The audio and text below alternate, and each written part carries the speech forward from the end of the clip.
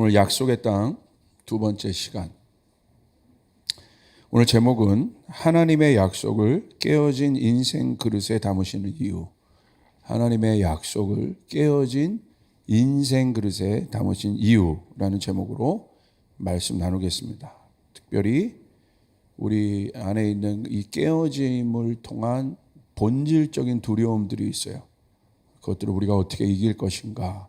그리고 이 깨어짐, 또 깨어질 우리의 연약함을 하나님은 어떻게 바라보시는가, 그에 초점을 맞춰서 좀 말씀을 나누겠습니다. 제가 한 선교사님의 책을 요즘 보고 있는데 깨어진 그릇이라는 규장 출판사에서 나온 이 책입니다. 여기 이 카피 문구가 아주 강렬해요. 내 깨어짐 때문에 내가 너를 택했단다. 내 깨어짐 때문에 내가 너를 택했단다. 그러니까 이 선교사님을 주님께서 택한 것이 뭐 이분 안에 있는 능력 때문에 택한 것이 아니라 네 깨어짐 때문에 내가 너를 택했다. 참 감동이 있는 책이었습니다. 여러분 꼭 보시길 바랍니다. 김 선교사님은 서울의대를 졸업하고 서울대병원과, 혹시 사진 좀 준비됐습니까? 서울대병원과 아산병원에서 이분이에요. 일하던 중 에티오피아 의료 선교사로 부름을 받았습니다. 이런 그의 헌신적 결정에 많은 사람들이 다음과 같이 조언했다고 합니다. 완전 엘리트 코스를 밟으신 분이잖아요. 서울의대 나와서 서울대병원, 아산병원에서 어떻게 보면 세상에서 성공하신 분이죠. 젊은 의사로 한국에서 역할도 적지 않으니 교수가 된 후에 커리어를 더 쌓고 선교사로 나가라고 주변에서 말했어요. 맞는 말이죠. 이것도 우리도 이런 말들을 들을 때가 있어요. 다 맞는 말이에요. 여기서 커리어 쌓고 그 다음에 선교사로 나가라. 선교사로 나가지 말라는 얘기 아니지 않습니까? 맞는 얘기예요. 여러분 그때 어떻게 하시겠어요? 자, 하지만 전 한국에서 의사로 일하는 삶이 행복하지 않았어요. 교수가 되고 5년, 10년이 지난 후에는 선교를 하러 나갈 영성조차 남아있지 않을 것 같다는 생각이 들었죠. 그래서 시작했어요. 이분 아내가 이렇게 또 인터뷰를 했습니다. 다들 자리를 잡은 후에 큰 일을 하라고 하셨지만 남편은 나이가 들어서 남은 인생을 헌신하는 것보다는 자기 인생 중에 제일 좋은 시간을 하나님께 드리고 싶다고 했고 저도 동의했어요. 여러분 가장 좋은 것들, 좋은 시간을 하나님 앞에 드릴 준비가 됐습니까? 네. 3분의 1 아멘 하시네요. 다시요. 가장 좋은 것, 가장 좋은 시간을 하나님 앞에 드릴 준비가 되셨습니까? 네. 자, 우리 조이풀 축복의 법칙이 있다고 했어요. 일단 아멘하고 뭐라고 그래야 돼, 일단. 그 다음에 하나님이 하시고 그 다음 페이지로 넘어가지, 아멘도 안 하고 그 다음 페이지로 넘어가겠습니까? 일단은 한 페이지 넘어가야 될 거 아니에요. 그 다음에 그 다음 페이지에서 하나님이 나누시는 거지. 어떻게 하지? 날 가장 좋은 시간? 뭐 절대 하나님이 그분 안 쓰신다니까. 그 걱정하시는 분은. 다시요. 질문을 다시 드리겠습니다. 하나님께 쓰임 받길 원하십니까? 네. 그러면 가장 좋은 것, 좋은 시간을 주님 앞에 드릴 준비가 되셨습니까? 네. 아멘. 여기까지. 이런 고백이 담긴 깨어진 그릇이라는 책의 내용이 다음과 같이 기록되어 있습니다. 미래를 내려놓고 아프리카로 떠났다. 하지만 여기가 중요해요. 이제 떠나셨어요. 이 고백은, 이런 간증류의 고백을 우리가 많이 들었고 엄청난 도전입니다. 이것도. 그 엘리트 코스를 내려놓고 그렇게 가셨잖아요. 자, 떠나셨습니다. 하지만 1년여가 지난 즈음 본격적인 사역을 앞두고 파킨슨 병을 얻었다. 외과 의사로서 사망 선고와 같은 진단을 받고 스스로 깨어진 그릇, 찢어진 그물처럼 느껴져 눈물로 기도하던 그에게 주님은 가장 좋은 것으로 지금 주님 앞에 드린 거잖아요. 좋은 시간, 자기의 최고의 능력치가 있을 때 주님 앞에 드렸는데 오히려 그곳에서, 드려진 그곳에서 이분은 어떻게 보면 이 파킨슨 병이 굉장히 어렵습니다. 저희 아버님도 파킨슨 병을 얻으셔서 지금 제가 저희 가족이 그 과정을 잘 아는데 이게 쉽지 않아요. 이게 완치가 없는 병이에요. 그래서 계속 약을 먹어야 되는 병이고 이게 근육이 이게 이게 뭐죠? 이게 경화되는 그런 병이기 때문에 쉽지 않습니다. 그런데 1년 반 정도가 지난 후에 그곳에서 파킨슨 병을 얻은 거예요. 사망 선고죠. 외과 의사가. 그래서 주님은 바로 그때 이렇게 이분에게 말씀하셨다고 합니다. 내 깨어짐 때문에 너를 택했고, 본인이 이제 깨어진 그릇, 찢어진 그물처럼 느끼고 있는 거예요, 지금. 작지만 전부를 드린 내 마음을 받았으니 가던 길을 계속 가라. 이것이 주님의 음성이었어요. 하나님의 사랑으로 에티오피아를 더욱 사랑하며 그 땅을 위해 전적인 헌신적인 삶을 사는 그는 깨어진 그릇과 같은 연약한 우리 인생도 하나님의 손에 들리면 귀 쓰임을 받을 수 있다고 이야기하고 있습니다. 그의 간증이 오늘 우리에게 주는 울림의 포인트가 있어요. 서울 의대를 졸업하고 엘리트 의사가 되어 생명을 살리는 일에 자신을 헌신한 아름다운 이야기는 우리가 종종 들을 수 있어요. 이런 이야기를 들을 때 우리는 이런 생각을 합니다. 대단한 사람이다. 저런 사람이 헌신하니 역시 다르네. 멋있다.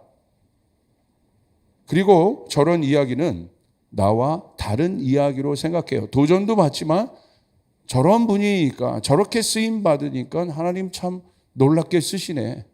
우리는 그렇게 생각을 할 때가 있어요. 또 많은 사람들이 그런 생각들을 하고 있는 것 같습니다. 그런데 김성교사님의 이야기는 하나 더 깊은 곳으로 들어가고 있어요. 한순간 더 깊이 들어가는 지점이 바로 우리의 마음을 멈추게 하는 지점이에요. 바로 이 아름다운 헌신을 한 선교사님의 사역에 1년도 되지 않아 파킨슨 병을 얻었다는 것. 하나님은 왜 그러셨을까요? 온전한 그릇으로, 영향력 있는 그릇으로. 여러분, 거기 가서 이제 의사 역할을 하는 분이 파킨슨 병을 얻어서 자기가 아픈데 남을 이렇게 치료하고 돌본다는 것이 이게 그림이 안 좋잖아요. 하나님 안 그렇게 할 수도 있는데, 그리고 이분의 인생을 보면 그런 엘리트 코스를 밟게 하시고 어렸을 때부터 헌신하게 하고 대학 때 온누리교회 다니셨던 분인데 대학부부터 청년부부터 달랐더라고요. 제가 간증을 쭉 봤더니 하나님 앞에 열심히 나갔고 하나님 만난 이후로 전적으로 딴 곳에 한눈 팔지 않고 자기의 모든 재능을 들여 하나님을 섬기겠다고, 헌신하겠다고, 결혼도 그렇게 했고, 이 사모님도 영국에서 유학하신 재원입니다. 그런데 선교에 대한 헌신을 가지셨고 최고의 인생, 최고의 그릇의 상태를 드렸는데 파킨슨 병을 얻은 거예요. 하나님의 뜻은 무엇이겠습니까? 이 지점이 바로 한 단계 더 들어간 이 시대, 우리가 하나님의 뜻을 봐야 되는 굉장히 중요한 포인트라고 저는 생각해요. 왜 하나님은 온전한 그릇, 완벽히 준비된 그릇을 사용하셔도 되는데 그 육신을 또 깨어진 그 그릇으로 만들어서 사용하시는가? 이 부분이 궁금합니다. 여러분의 인생도 마찬가지입니다. 하나님 왜 나를 온전하게, 나를 더 능력 있게 하셔서, 내 사업도 더 축복하셔서, 내가 더 부자가 되어서 세상 사람들에게 능력을 주는 그 위치에서 그렇게 하나님 앞에 영광을 돌리고 싶은 분들이 많아요. 맞아요. 그것도 맞아요. 그런데 한 단계 더 깊은 차원의 도전을 이분의 간증을 통해서 전 보고 있고, 이 간증이 이 한 단계 더 깊은 차원의 하나님의 마음을 지금 우리는 읽어야 돼요.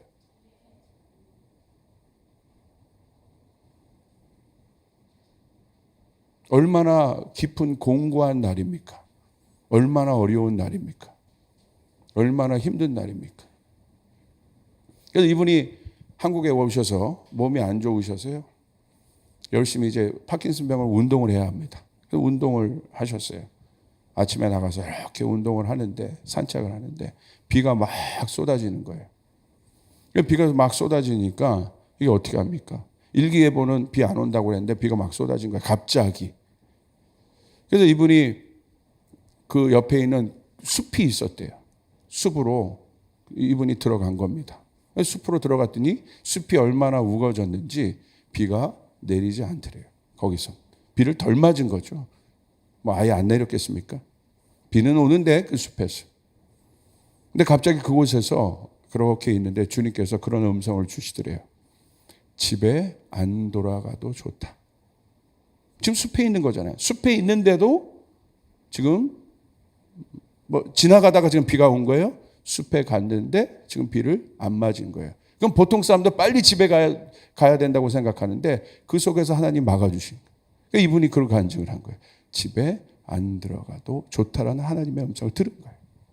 그래서 어떻게 보면 우리는 이렇게 생각할 수 있어요. 야, 네 중심을 받으셨어. 그만하면 됐어. 이제는 들어와서 네 몸을 잘 돌보면서 여기서도 얼마든지 할 수 있잖아. 그런데 하나님의 음성은 달랐어요. 집에 안 들어가도 좋다. 다시 그 길을 가시게 합니다. 다시 그 선교지에 계십니다. 이분의 삶을 통해서 몇 가지 한번 정리를 해봅시다. 첫 번째, 하나님은 김 선교사님을 깨어짐 때문에 사용하셨다는 거예요. 하나님은 우리가 깨어졌기 때문에 사용하신다는 엄청난 내용을 우리에게 알려주고 계십니다. 우리가 온전했기 때문에 우리가 사용할 만한 은사와 능력이 있어서 주님께서 우리를 사용한 것이 아니라, 하나님은 이분의 인생을 통해서 우리에게 주는 메시지는 오히려 이분이 깨어졌기 때문에 하나님이 이분을 사용하신다는 거예요. 오늘 하나님이 여러분을 사용하신 포인트가 여기 있습니다. 물론 여러분의 능력을 갖고 하나님 앞에 올려드릴 수 있지만 얼마나 많은 사람들이 지금 깨어지고 있습니까? 지금은 깨어짐의 시대예요. 그러니까 지금은 교회가 아둘람굴이 돼야 돼요. 얼마나 많은 분들이, 예수를 모르는 많은 분들이 깨어지고 상해 있습니까? 그런데 제가 이 지점의 포인트가 제 마음 가운데 울림이 있었던 거예요. 많은 사람들은 그런 사람들을 루저, 연약한 사람, 끝났다라고 이 세상은 얘기하지만 아니요. 오늘 성경은 하나님의 뜻은 여기 있는 거예요. 능력이 있어서 그런 사람들이 교회 왔는데 교회가 온통 그런 능력이 있을 때 하나님이 저 사람을 쓰는구나. 나도 능력이 있어야 되는데. 근데 그 능력조차 없을 때, 깨어져서 어떤 것도 담을 수 없는 인생의 그릇이 되었을 때, 여러분 교회마저도 하나님이 쓰시는 사람은 그런 사람이라고 얘기하고 있고 모든 사람이 그렇게 달려간다고 한다면 90% 아니요 95%의 사람들이 지금 이 시대에 깨어져 있는데 그런 사람들에게 있어서 하나님은 어떤 의미란 말입니까? 복음은 그런 분들에게 있어서 어떤 의미란 말입니까? 오늘 이 간증을 통해서 우리가 집중해야 되는 것은 하나님은 이분을 깨어졌기 때문에 쓰셨다는 것이에요. 하나님은 우리 안에 깨어진 것들이 있습니다. 깨어진 인생의 그릇들이 있어요. 그런데 여러분, 그것 때문에 하나님이 여러분을 쓰신다는 것을 이해하시길 바랍니다. 어마어마한 역설입니다. 이게 복음이에요. 십자가는요, 예수님이 깨어진 곳이에요. 그러나 저 깨어진 어마어마한 저 십자가를 하나님이 쓰셨다는 거예요. 여러분, 왜 하나님께서는 깨어진 그릇을 사용하시는가요? 오히려 내가 그렇게 자랑스럽게 생각하고 하나님 내가 이만한 능력이 있으니까 하나님 날 쓰셨군요 라고 하실 수 있는데 왜 하나님은 이 시대에 특별히 깨어진 그릇을 쓰실까요? 왜 그러냐면요, 깨어지지 않으면 그 능력이, 내가 의지하는 그 능력, 그것이 성령의 역사를 막을 수 있다는 것을 제가 알았어요. 그 강력한 온전함을 추구하는 분들이요, 나중에 온전히 하나님 앞에 그 모든 것을 전적으로 드리는 분들을 제가 많이 못 봤어요. 자, 이런 겁니다. 설교자예요, 제가. 말을 잘하는 사람이 있습니다. 말의 은사가 있는 사람도 있어요. 이건 능력입니다. 설교를 잘하는데 말을 못하면 어떻게 하겠습니까? 딜리버리 하는 건데, 전달하는 건데. 그러니까 말의 은사는 설교자에게 있어서 아주 중요한 겁니다. 그런데 말을 잘하는 것은 굉장히 좋은 그 사람에게 능력이 되지만 자신의 그 능력 때문에, 말을 잘하는 능력 때문에 하나님께 엎드리지 않는다면, 내가 얼마든지 내 능력으로, 내가 말을 잘하는 이 능력으로 난 한 번만 봐도 다 알아. 그래서 하나님 앞에 엎드리지 않는다면 그 능력은 무엇인가요? 오히려 그것이 자신에게 주었던 하나님의 축복이라고 생각할 수 있는데 그 축복은 무엇인가요? 그것 때문에 하나님 앞에 엎드리지 않는다면, 설교자가, 그것은 축복입니까? 저주입니까? 그것은 축복입니까? 걸림돌입니까? 저한테 질문해 본 거예요. 다행히 저는 말의 은사가 없습니다. 있습니다. 없습니다. 이것 때문에 하나님 앞에 엎드리지 않아요. 내가 자고하고 있는, 자신하고 있는 그것 때문에 하나님 앞에 적당히 나가요. 그래서 이때 하나님은 깨어진 것을 쓰시는 거예요. 이게 인간이더라고요. 깨어지지 않으면. 그런 사람들 많아요. 하나님, 청년들 중에 제가 성공한 다음에 그 성공의 자리에서 하나님 앞에 영광을 돌리겠습니다. 맞는 말이죠. 얼마나 강력합니까? 많은 영향을 줄 수 있죠. 그런데 그 성공의 자리에 가서 신앙을 지키는 사람은 10 중에 한둘 될까? 그 성공의 한 자리 위에서도 어떤 사람이 그 자리를 지키고 있는지 아십니까? 엄청나게 깨어진 사람들이 그 자리에 있을 때 그 사람은 그 자리에 있지만 변하지 않더라고요. 변질되지 않더라고요. 그런데 그 깨어짐 없이, 하나님 앞에 무너짐 없이 그 자리에 올라간 사람들은 제가 이 변질되는 것들 너무 많이 봐요. 오늘 그 사울과 다윗의 차이는 어디에 있어요? 둘 다 왕이었는데 사울은 광야가 없었고 다윗은 광야가 있었다는 거예요.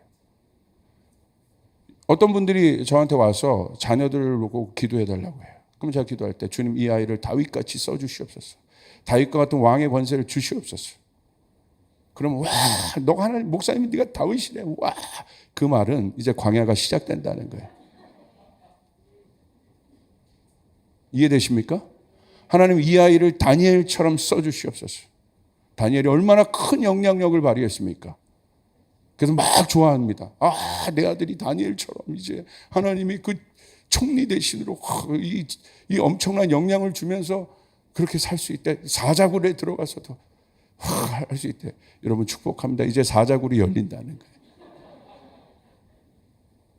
그 얘기하면 그건 싫어해요. 뭡니까 그거? 하나님 앞에 내가 온전히 쓰임받고 싶다고 하면서 그 영역을 저 안에 이렇게 가릴 수 있는데, 그 영역, 하나님 앞에 내어드리기 싫은 그 고난의 영역을 가리는데, 그 고난의 영역을 가리는 것이 바로 뭐냐면 자기 자신을 과신하는, 그 자기가 의지하고 있는 그것들이라는 거예요. 그래서 깨달았어요. 설교가 말이 아니구나. 아멘. 말 잘하는 사람은 세상에 많아요. 예배자도 마찬가지입니다. 음악에 자신이 있어요. 음악에 자신 있는 사람이 음악을 하면 얼마나 여러분 좋은 것을 여러분 들을 수 있습니까? 좋은 것들을. 우리 건반 치는 어디 있어요? 한번 빨리 와봐요. 빨리. 정경관사 올라와. 빨리 와봐. 음악의 힘을 제가 보여드릴게요. 빨리 올라. 에너지가 많아서 반팔을 입고 있고. 자, C코드를 눌러봐. C코드.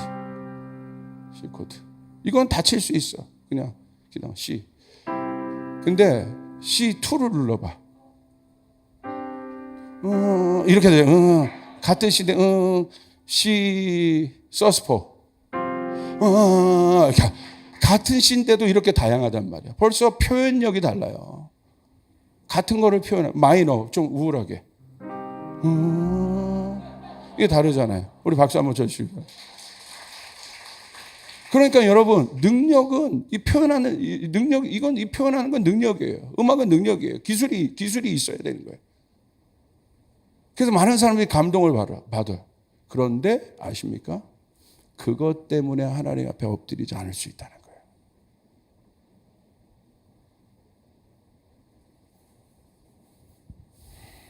여러분, 깨어짐의 비밀이 있습니다. 깨어져야 엎드립니다. 할렐루야. 두 번째, 작지만 전부를 드리는 내 마음을 받았다는 음성을 들으셨어요. 하나님이 김성 교사님을 사용하신 이유는 작지만 전부를 드린 겁니다. 이게 포인트예요. 이 내용은 과부의 두랩돈과 같습니다. 작지만 전부를 드린 것. 무슨 말입니까? 중심을 드린 것입니다. 하나님이 기뻐하시는 예배는 어떤 예배입니까? 하나님이 기뻐하시는 헌신은 어떤 헌신입니까? 작지만 전부를 드린 것입니다. 영적인 원리의 핵심은 양이 아니라 퀄리티예요. 질이에요. 질은 본질에 관한 것입니다. 많은 군중을 통해 하나님 나라가 전파되는 것이 아니라 작지만 전부의 삶을 드린 제자, 소수의 제자들 통해서 하나님 나라가 확장되었다는 것을 성경은 말하고 있습니다. 여러분 잘 보세요. 이건 무슨 말인가? 부자 남편이 있어요. 예를 들어 여러분이 부자 남편이랑 결혼했어. 이 남편이 얼마나 능력이 있는지 수천만 원짜리 다이아. 이건 여러분 엄청난 귀한 거잖아요. 수천만 원짜리 다이아를 눈 하나 깜짝 안 하고 사줄 수 있는 사람이에요. 할렐루야. 깜빡하지 않고 사줄 수 있어요. 여러분 얼마나 좋을까요? 얼마나 좋을까요? 수천만 원 그 귀한 것을 눈 하나 깜짝 안 하고 사줄 수 있다면. 이런 남편을 원하는 분 아멘 해보세요. 이제 머리가 좋으시네요. 그런데 가난한 남편이 있습니다. 근데 이 남편은 도금 반지,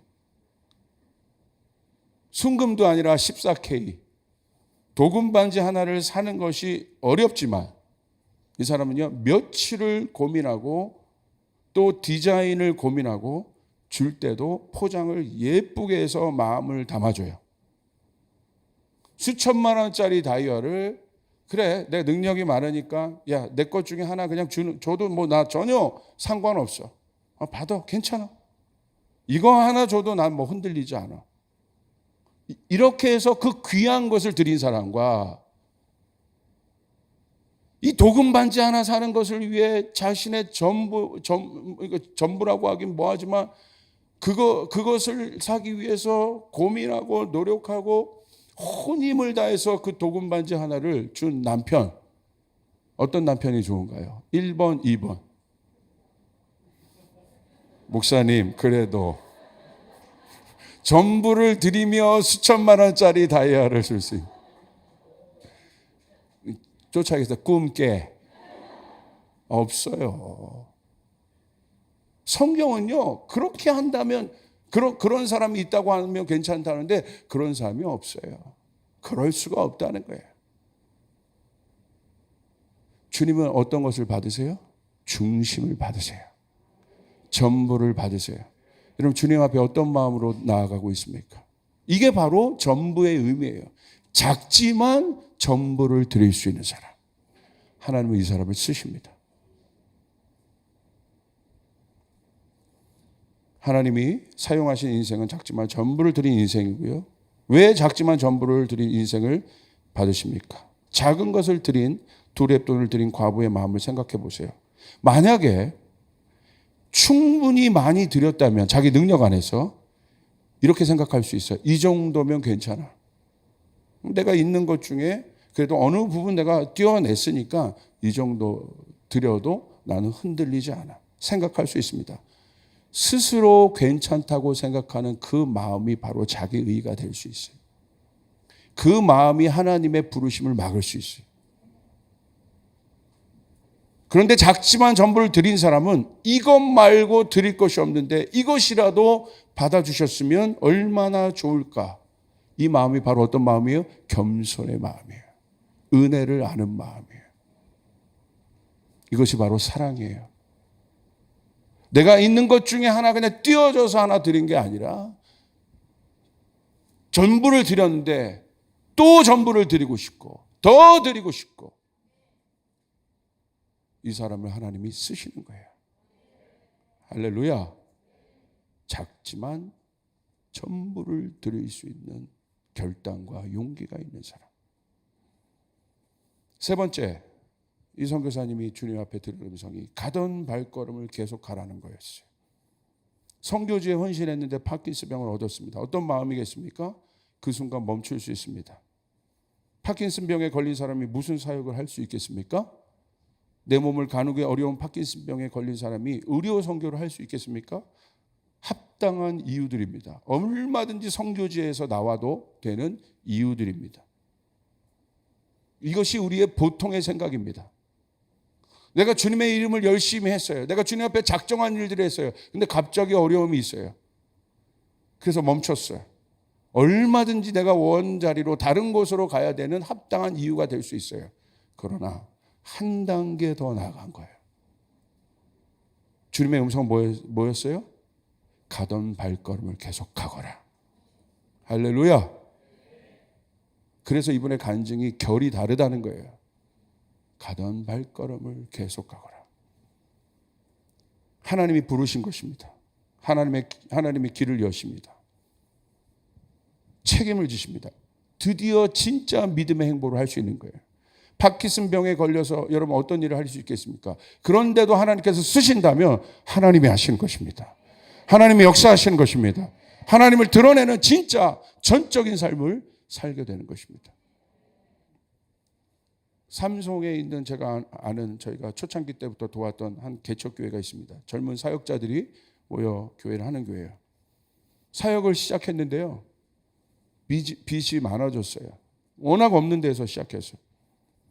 그리고 그 담임하던 목사님이 아버지 어머니 모두가 어려워지셨고 또 이 담임 목사님도 어려워지셨어요. 건강이.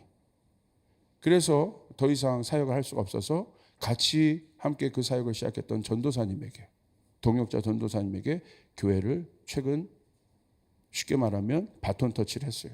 그런데 이 전도사님의 상황도 쉽지 않아요. 아버지 어머니가 모두 암을 얻으셨고 그리고 아버지는 작년에 소천하셨어요. 쉽지 않습니다. 이 목사님도 이 전도사님도 그 정수기 어떤 또 판매 역할을 하면서 목회를 하고 있어요. 그런 상황 속에서 코로나가 터졌습니다. 교회 월세가 밀렸습니다. 어떻게 해야 할까 고민했습니다. 옮겨야 하나? 다른 사역을 구해야 하나? 여기서 멈춰야 하나? 그런데 이 전도사님의 대답은 분명했어요.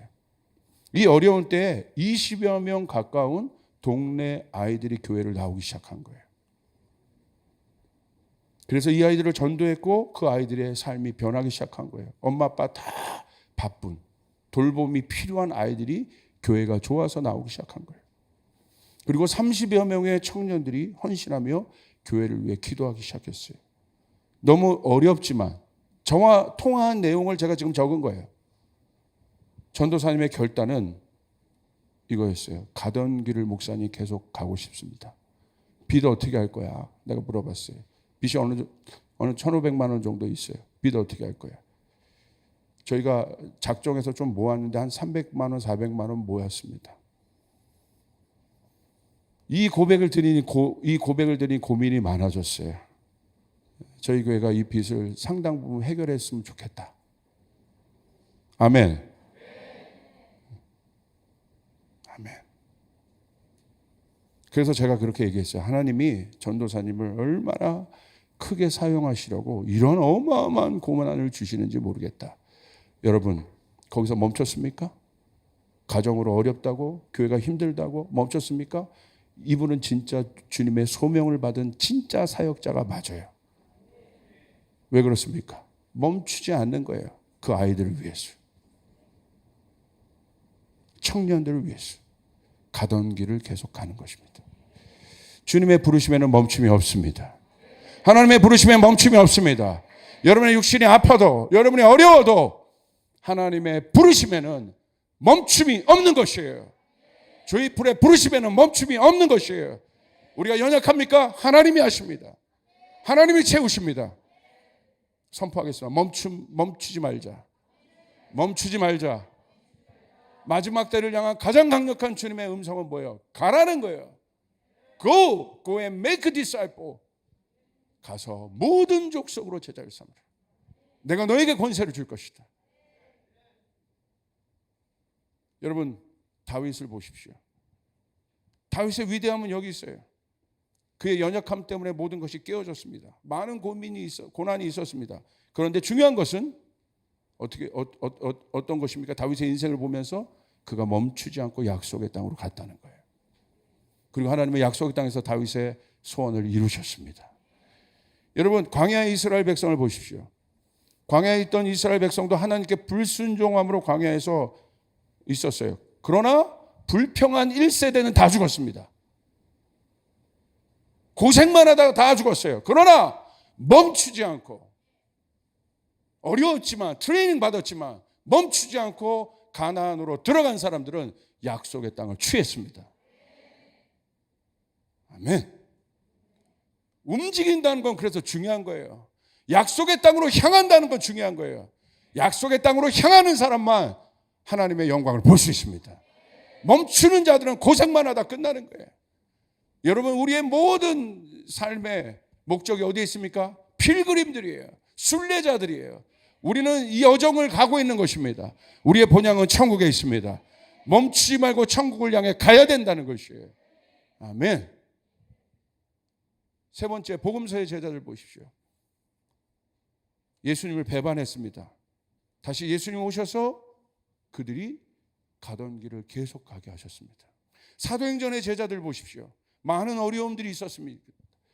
여러분, 핍박을 받았습니다. 옥에 갔었습니다. 어떻게 했습니까? 그들이 했던 것, 멈추지 않았다는 것. 멈추지 않고 갔을 때 하나님의 역사가 일어났습니다. 바울이 만약에 로마로 안 갔으면 어땠을까요? 요나가 니느웨로 들어가지 않았으면 니느웨가 어떻게 됐을까요? 오늘 여러분의 인생도 마찬가지예요. 하나님은 여러분에게 약속을 주시길 원하십니다. 약속을 이루시길 원합니다. 여러분 가정 가운데 그 일들을 하기를 원하시고, 여러분의 자녀들에게 그 일들을 이루길 원하십니다. 여러분의 가문을 회복하셔서 하나님은 여러분에게 약속을 이루길 원하십니다. 그렇다면 멈추지 말아야 되는 것이에요. 아멘. 네 번째, 여호수아는 어떻습니까? 가나안 땅의 여호수아를 보십시오. 요단강을 건너 마주하게 된 거대한 여리고 성 앞에서 하나님의 이스라엘 백성에게 오히려 할례를 베풉니다. 못 움직여요. 근데 하나님은 가라는 거예요. 중요한 건 못 움직이는 할례인데도 갔다는 거예요. 갔기 때문에 여리고 성이 무너진 것이라는 거예요. 밟았기 때문에 여리고 성이 무너진다는 것이에요. 그러므로 하나님의 약속이 성취되려면 가야 하는 것이에요. 아멘. 엘리야 보십시오. 열왕기상 19장의 엘리야, 지치고 어려워요. 번아웃 돼요. 우리의 인생도 그럴 수 있어요. 지치고 어렵고 번아웃 될 수 있어요. 저도 이번 컨퍼런스가 역대급으로 제일 지친 컨퍼런스. 할렐루야. 기본 3시간씩 말씀을 전하십니다. 아멘. 힘들더라고요. 이제 육신의 힘도 진짜 빠지더라고요. 제가 이렇게 힘든데 우리 저보다 나이가 많으신 어르신들은 어떠셨겠어요? 목사님 왜 그 연약한 거 나를 비교하세요? 그런 눈으로 보시는 분도 있지만, 그 다음에 또 직장 가시는 분들.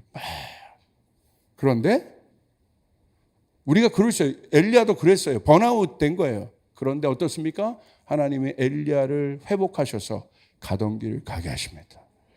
호렙산에 다시 가셔서 사명을 다시 한번 주십니다. 엘리야가 움직였기 때문에 호렙산에서 하나님의 음성을 들었다는 거예요. 가던 길을 가야 합니다. 공통점은, 이 모든 사람들의 공통점은 하나님이 부르셨다는 것이고 사명이 있다는 것입니다. 여러분에게 질문합니다. 사명이 있는 자는 절대 멈출 수 없습니다. 사명이 있는 자는 절대 멈출 수 없습니다. 사명이 없기 때문에 멈추는 것이요, 사명이 왜 없냐? 말씀을 안 읽기 때문에 사명을 모르는 거예요. 성경에 우리에게 주신 사명이 있어요. Great Commission이 있어요. 모든 족속으로 제자를 삼으라. 이것에 응답하는 여러분 되시길 바랍니다.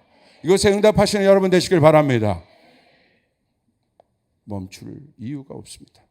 충성되게 하나님은요, 빠르게 가고 화려하게 가고 능력 있게 가는 사람을 찾는 것이 아니라, 하나님 누굴 찾는 줄 아세요? 속지 마세요. 빠르게 화려하게 능력 있게 하나님 앞에 드리겠다. 언제 하나님이 그걸 바라세요? 할 수 있어서 그렇게 하면 좋은 건지, 그게 목적이 된 사람이 너무 많단 말이에요. 여러분, 다윗이 언약궤 갖고 올 때 얼마나 화려하게 능력 있게 언약궤를 여러분 맞이했습니까? 엎어버리시잖아요, 하나님이. 내가 그 화려함을 바랬냐고. 2만 명의 예배팀을 준비했는데 그 예배를 엎어버리시잖아요. 낙원의 타작마당에서. 그리고 다시 가르치세요. 말씀대로 걸어가길 가르치세요. 주님의 뜻대로 걸어가기를 가르치세요. 그 사람이 예루살렘에 들어갈 수 있는 것이에요. 아멘. 하나님께 쓰임받은, 약속의 땅은 아무에게 열리지 않아요. 그 사람에게. 약속의 땅은 열립니다. 여러분, 영화에 보면 그런 거 있잖아요. 누가 그 비밀의 문을 들어가요? 아무나 들어가는 게 아니에요. 그 자격이 있는 사람. 우리에게 있는, 여러분에게 이미 자격이 있습니다. 여러분에게 이미 열쇠가 있습니다. 쫓아가서 나에게 천국의 열쇠가 있다. 예전의 열쇠들은 꺼내서 돌렸어요. 근데 지금의 열쇠는 어떤 열쇠냐? 여러분의 구약의 열쇠는 그 열쇠를 집어서 하나님의 약속을 잡아서 열었단 말이야. 그래야 열리는 거예요. 하늘문도. 그게 예배예요. 그 형식대로. 근데 신약에 오셔서 그리스도가 열쇠가 되어주셨고 그분의 영이 우리 안에 거했습니다. 그러므로 여러분 돌릴 필요가 없어요. 여러분이 열쇠인 거예요. 여러분이 가면 자동문이 열리게 되는 것이에요. 믿으시길 바랍니다. 그런데 자동문 어떻게 열려요? 가야 열리죠. 가야. 내 안에 열쇠가 있는지 없는지 어떻게 알아요? 저게 자동문인지 아닌지 어떻게 알아? 가봐야 열리는 거예요. 쫓아가서 내 안에 열쇠가 있다. 여러분 가정에 있는 축복, 여러분이 가야, 그 땅에 가야 열리게 되는 것이에요. 주님이 부르신 그곳에 가야 열리게 되는 것이에요. 약속한 그곳에, 약속을 붙잡고 그곳에 가는 사람에게 축복의 문이 열리게 되는 것이에요.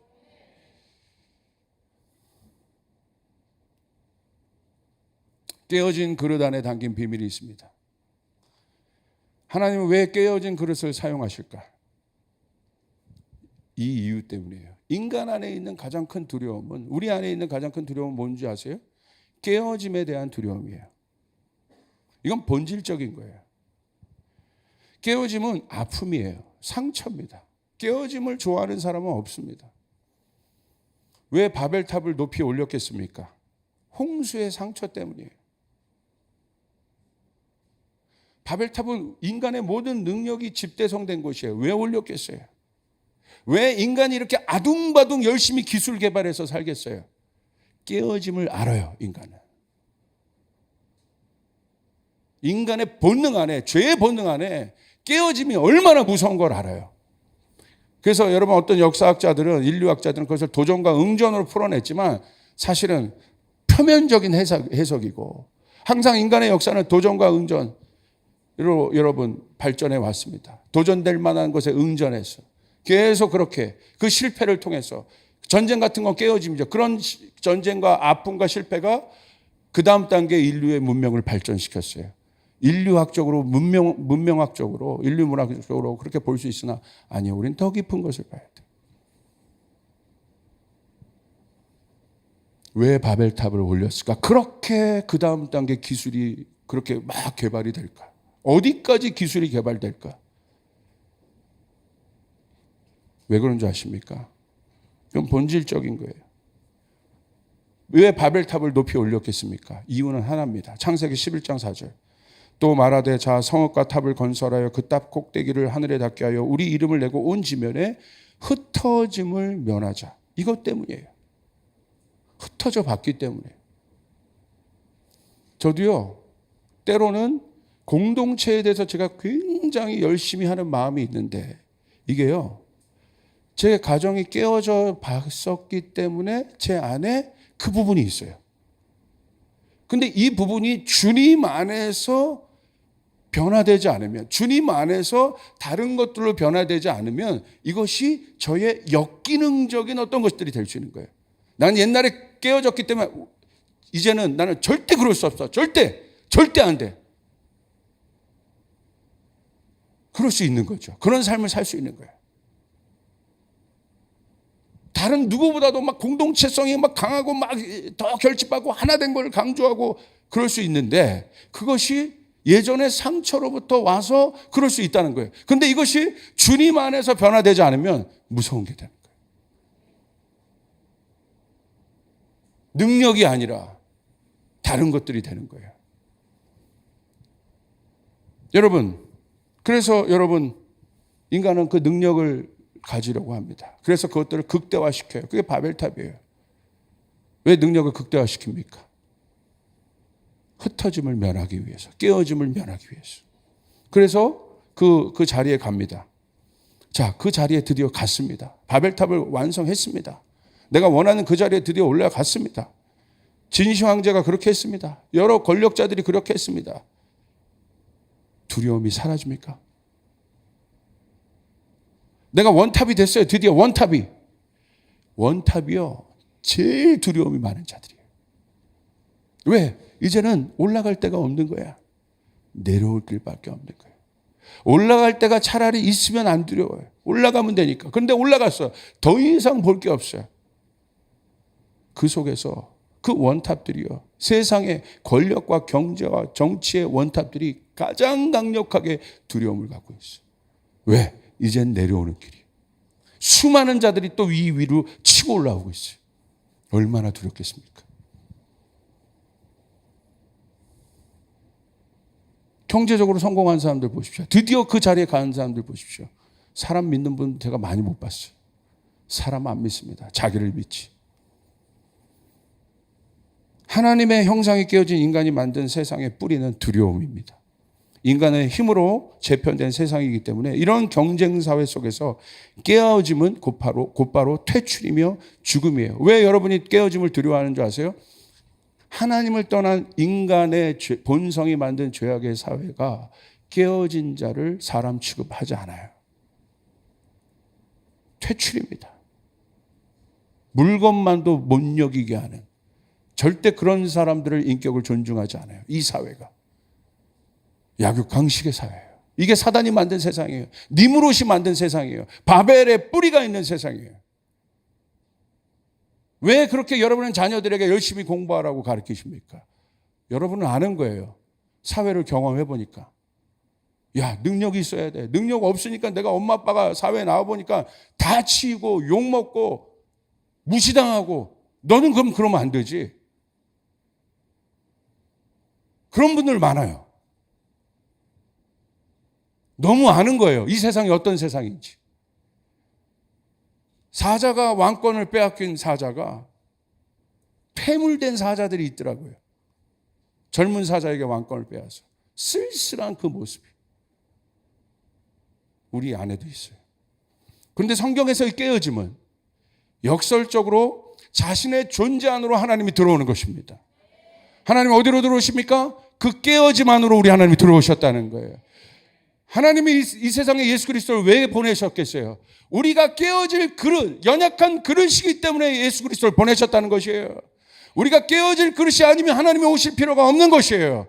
그러므로 내가 깨어진 그 그릇이, 내가 깨어진 그릇이라는 것을 아는 순간 그 사람은 하나님과 연합할 수 있다는 것입니다.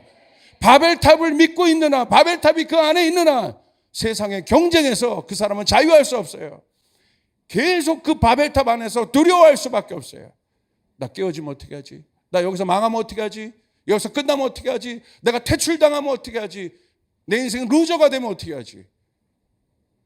그 루저의 인생을 너무나 알고 있기 때문에 오히려 전전긍긍해요. 그 깨어짐이 뭔가 알아요.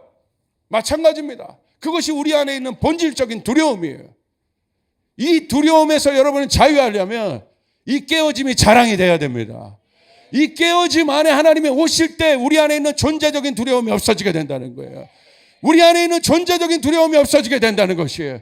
그래서 예수님이 오신 것이에요. 예수님이 나에게 오신 이유는 내가 능력이 있어서 구원받을 만한 어떤 자격이 있어서 오신 것이 아니라 내가 깨어질 그릇이기 때문에, 나 혼자 내 인생을 구원할 수 없기 때문에, 이 엄청난 묶임에서, 이 엄청난 상처로부터 내가 자유할 수 없기 때문에 예수님이 오신 것이라는 거예요. 예수님이 오셔서 우리를 구원하신 것이에요. 전적인 그분의 은혜로 우리를 구원하신 것이에요. 십자가에서 당신이 깨어짐으로 우리의 깨어짐을 받아내신 것이에요. 이게 복음인 것입니다. 그분이 깨어짐으로, 그분이 찢겨지심으로 우리가 나음을 입게 된 것이에요. 그러므로 사랑하는 여러분, 우리는 십자가밖에 자랑할 것이 없는 것이에요. 그분의 깨어짐을 자랑할 수밖에 없는 것이에요. 그분의 깨어짐은 우리의 나음을 위한 것인 것입니다. 아멘. 아멘.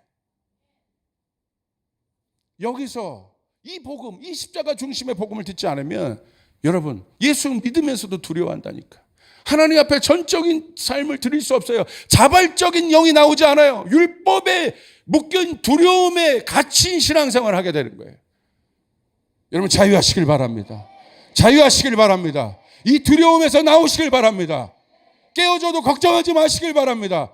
깨어졌기 때문에 아버지가 보이는 거예요. 깨어졌기 때문에 예수 그리스도가 보이는 것이에요. 이게 복음인 것이에요. 이게 복음이에요. 여러분, 이사야서 6장 5절 8절 보십시오. 이게 마지막 말씀이에요. 우리 한번 같이 읽겠습니다. 그때 내가 말하되 화로다 나여 망하게 되었도다. 나는 입술이 부정한 사람이요 나는 입술이 부정한 백성 중에 거주하면서 만군의 여호와이신 왕을 배웠음이로다 하였더라. 그때 그 스랍 중에 하나가 부젓가락으로 제단에서 집은 바 빈 숯을 손에 가지고 내게 날아와서 7절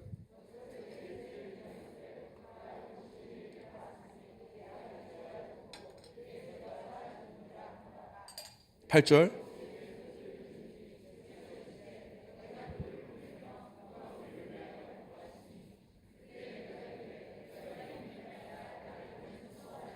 잘 보십시오. 이 말씀이 너무 중요합니다. 이사야서 6장이 너무 중요해요. 하나님의 영광을 드러낸, 본격적으로 영광을 드러낸 말씀이 성경에 많지 않아요. 하나님의 영광을 드러내신 거예요. 계시록에도 있고 여러분 변화산에 있었고 하나님의 영광이 친히 드러내신 장면이 많잖아요. 하나님의 영광을 친히 드러내신 거예요. 하나님의 영광을 드러내셨는데 어마어마한 하나님의 존재를 보이신 거예요. 이사야가 본 겁니다. 천사들이, 6날개 가진 천사들이 눈으로 가리고 발을 가리고 날고 창하여 가로되 그분이 거룩하다고 예배해요. 여러분, 우리의 목적이 하나님의 영광을 보는 것 아니겠습니까? 하나님의 영광 안에 있는 것 아니겠습니까? 영광은 승리란 말이에요. 예수 믿으면 여러분 영광의 면류관이 여러분 가운데 마지막 가운데 씌워지게 되는 것이에요. 최후 승리자가 여러분이라는 거예요. 그게 영광이에요.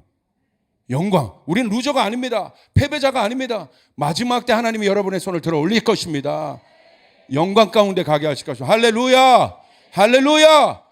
이전 영광과 비교할 수 없는 영광을 보게 될 것이에요. 자, 그 영광을 보이셨단 말이에요. 그럼 어떻게 해야 될 것 같아요? 와, 영광을 보았다. 이야! 이러겠습니까? 오늘 이사야의 반응은 뭡니까? 화로다 나는 망하게 되었도다. 이게 정상적인 반응이에요. 여기서 하나님의 일은 시작됩니다. 화로다.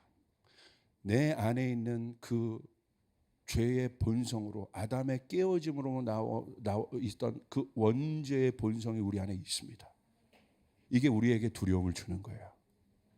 야, 하나님 그렇게 온전히 믿지 마, 올인하지 마, 신뢰하지 마. 하나님 그런 분 아니야. 그 의심, 그 원죄가 의심인 거예요.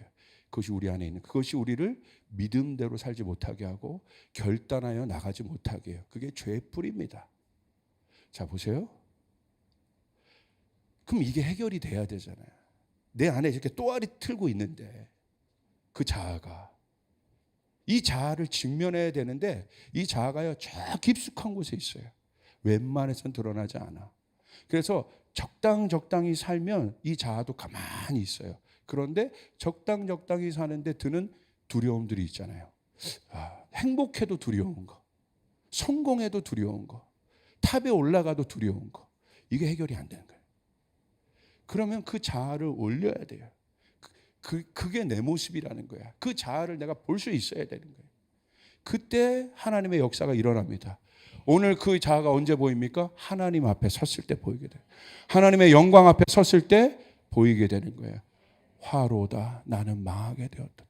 제가 여러분에게 고백했죠. 2020년 저는 반전이라고 선포했지만 진짜 반전은 내 안에 있는 두려움이 이렇게 많은지 몰랐고, 내가 이렇게 믿음이 없는지 몰랐고, 내 안에 이렇게 근심이 많은지 몰랐고, 내 안에 이렇게 걱정이 많은지 저도 몰랐어요.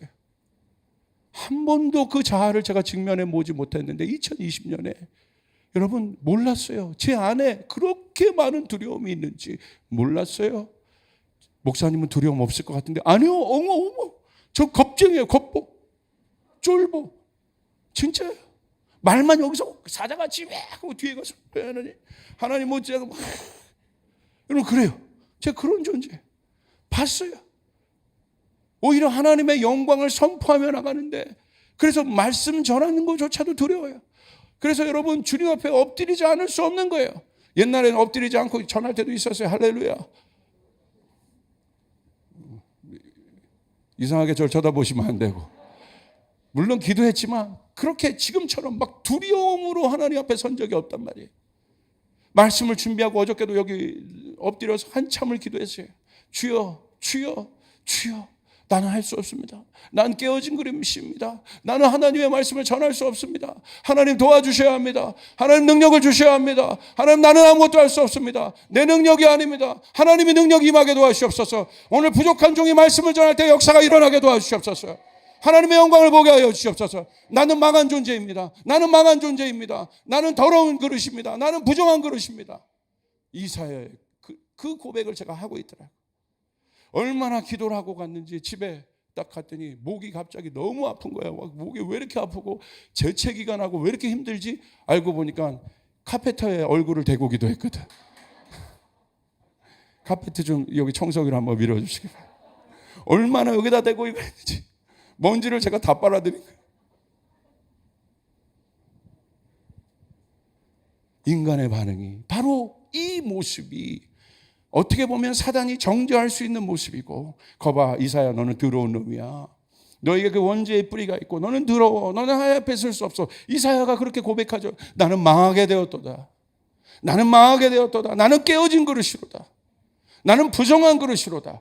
하나님이 어떻게 하십니까? 천사를 보내서 제단 숯불 위에 그 거룩한 숯불을 이사야의 입술에 대물어 뭐라고 하십니까? 네 죄를 내가 사했도다. 네 죄를 네가 사했도다. 이사야가 스스로 나올 수 없는 그 존재적인 두려움에서 하나님께서 나오게 하신단 말이에요. 여러분 하나님 앞에 영광 앞에 서야 됩니다. 하나님의 영광 앞에 설 때 우리 안에 있는 존재적인 두려움에서 우리는 자유케 되는 것입니다. 그 존재적인 두려움에서 우리는 자유케 되는 것이에요. 그래서 없어도 이 사람은 자유한 것이고 있어도 이 사람은 자유한 것이고 흔들리지 않는 사람이 되는 것이에요. 능력에 따라 왔다 갔다 하지 않습니다. 없어도 만족할 수 있고 있으면 감사할 수 있고. 아멘. 누구와도 비교하지 않아요. 흔들리지 않아요. 비교되지 않아요. 자기의 묵묵한 영역에서 최선을 다해서. 그러나 이 사람은 하나님이 계속해서 쓰시는 거예요. 왜? 그 안에 본인 스스로가 나는 깨어진 그릇이다. 나는 하나님의 영광 앞에 설 수 없다. 세례요한처럼 당신은 흥황하시는데 나는 쇠하다. 나는 아무것도 아니다. I'm nothing. 하나님 그 사람을 쓰신단 말이에요. 우리 교회가 그 고백을 할 때 하나님 그 사람을 쓰신단 말이에요. 하나님이 그 기업을 쓰신단 말이에요. 하나님이 그 사역자를 쓰신단 말이에요. 아버지가 그 예배자를 쓰신단 말이에요. 하나님이 그 기도하는 사람을 쓰신단 말이에요. 그 교회를 쓰신단 말이에요. 나는 망하게 되었다. 화로소이다.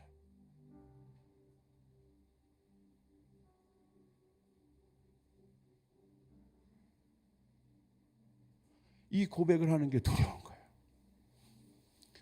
망한 것을 고백하는 사람이 여러분 나는 망하게 되었다. 누가 고백해요? 만약에 어떤 정치가가 있으면 이제 검찰 수사망이 다 좁혀온 거야. 이제 끝난 거야. 그 와서 얘기해. 너 끝났어요. 이 미리 아는 거야. 나 망하게 되었다. 끝났다. 내 인생 끝났다. 사단이요, 우리의 목줄을 잡고 거기까지 몰고 가요. 그 두려움의 목줄을 잡고 우리를 거기까지 끌고 가요.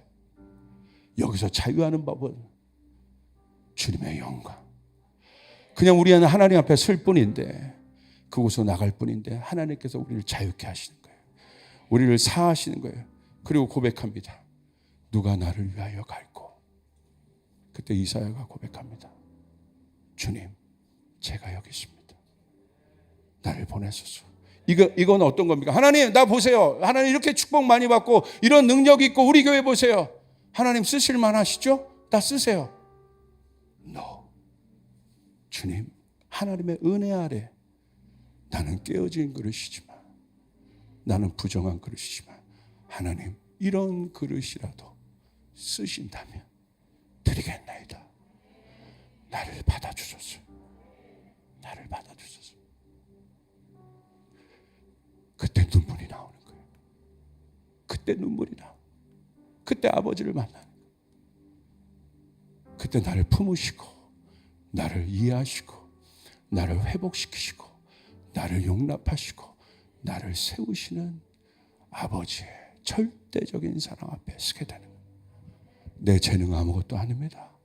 하나님 쓰시옵소서. 내 재산 아무것도 아닙니다.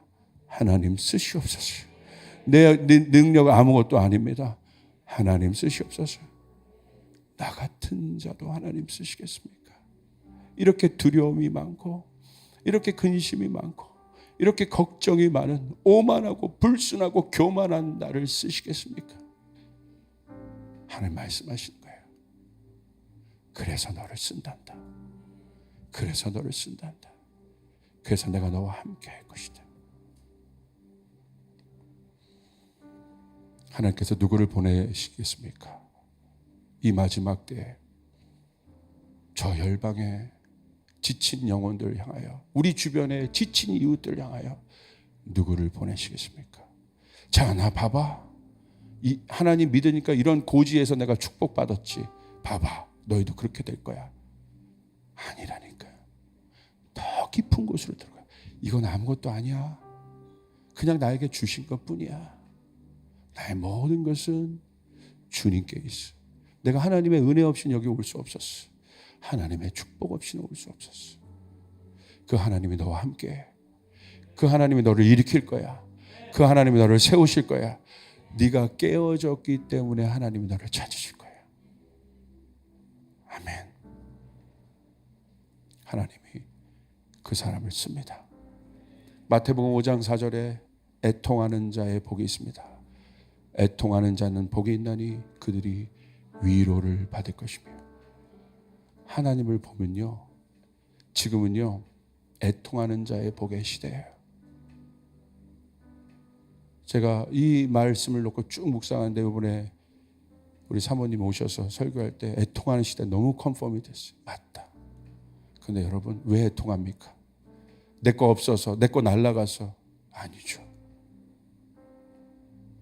하나님 앞에 내가 그렇게 살 수 없었던 자인데 그런 나를 하나님이 받아주신 거예요. 검은 나를 신부로 받아주신 거예요.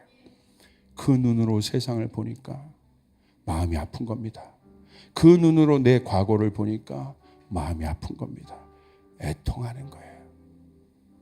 그런데 그 애통함의 복이 뭡니까? 하나님이 위로할 것이다. 하나님이 위로할 것이다. 지금은 위로가 필요한 시대입니다.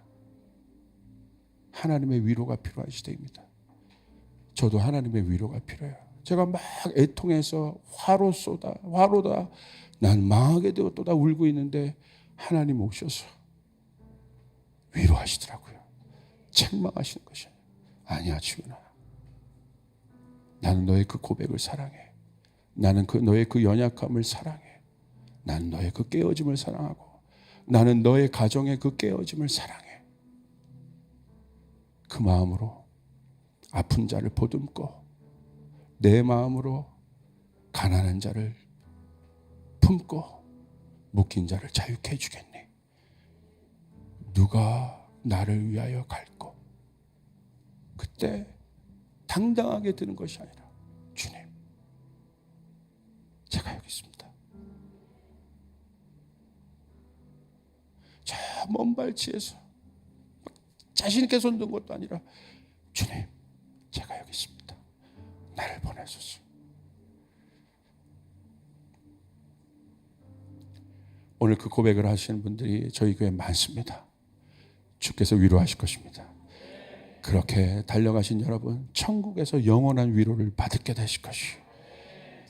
여러분, 애매한 고난 가운데 있는 분, 주께서 위로의 문을 활짝 여셔서 우리 조이풀 교회 성도들은 가는 곳마다 위로의 역사가 일어나게 될 것이에요.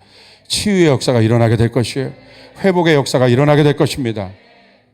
애통하는 자는 복이 있나니 그들이 위로를 받을 것입니다. 기도하겠습니다.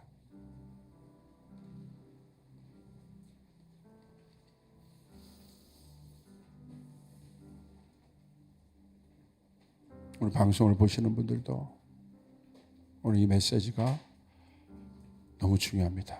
본인이 깨어질 그릇이라고 생각하시는 분들,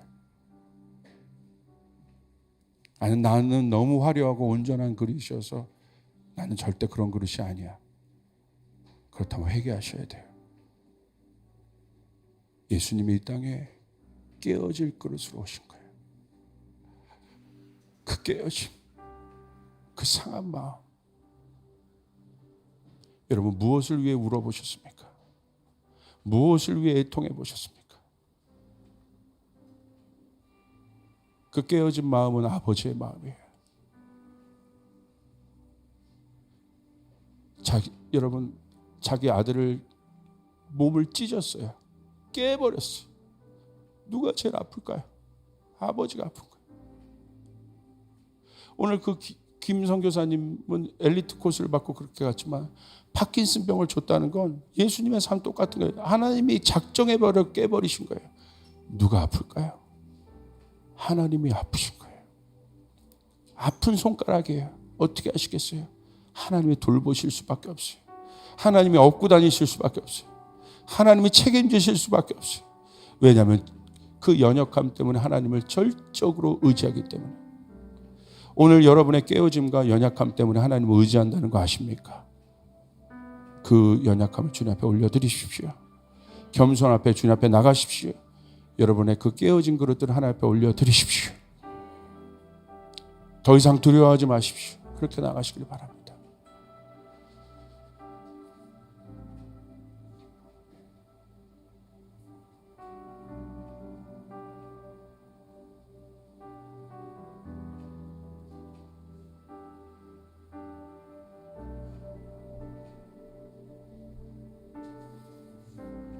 그 두려움에서 네가 자유케 되길 바란다. 그 두려움에서 네가 자유케 되길 바란다. 너는 나의 약속을 받은 자라. 너는 나의 약속을 받은 자라. 반드시 너는 그 약속의 땅에 갈 자라. 나의 약속을 너를 통해서 이룰 자라.